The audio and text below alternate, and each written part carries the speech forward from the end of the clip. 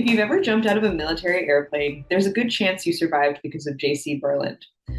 The engineer has spent most of his life with his head literally in the clouds after learning to fly at 16, spending his youth in France building paragliders with his dad, and doing 17 years in the French military as a pilot. This is where I belong. I mean, the air is where I belong. Every time I exit the plane, it's always the same feeling. It has never changed. Yeah. It was a couple, skydiving centers in France who did this, and I was so intrigued that I just signed up and went for a course. And the instructor just came back from the US where he learned how to do this, and I was one of his first students. And on my first jump, I knew I was at destination. I said oh, shit, that's what I wanted to do. And then it took off from there. Now, as the Vice President of Engineering at Airborne Systems, his job is to make sure that the thousands of American and allied airborne troops that take to the skies for military missions and training exercises make it safely back down to Earth.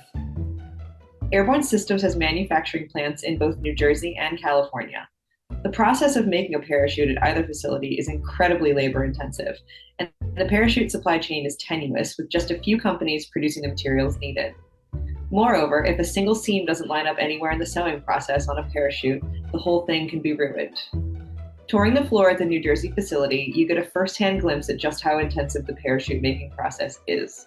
The highly skilled workers meticulously scrutinize every single stitch that goes into the 25 by 25 foot nylon parachutes used across the US military. And in this niche business, testing is paramount. Berland himself makes the first jump for every system he designs. I make a point in jumping all the prototypes we design first. And because sometimes when you make a design, you're focusing on one specific performance. So the initial design, you sort of ignore the rest. So it's like if you're building a race car, you say, okay, I want the maximum speed. So even if the brakes are a little wobbly, it's not that big of a deal because I know I'll deal with this later. But the prototype could be dangerous for someone who exactly doesn't know what you're trying to achieve. So I make a point. I wouldn't forgive myself if I give it the first prototype to a member of the team and this guy or girl, because we have jumpers, female jumpers. If he or she gets hurt, that I couldn't forgive myself. So I have a lot of jumps yet. Currently, Airborne Systems supplies parachutes to all 4 branches of the military and handles space missions as well.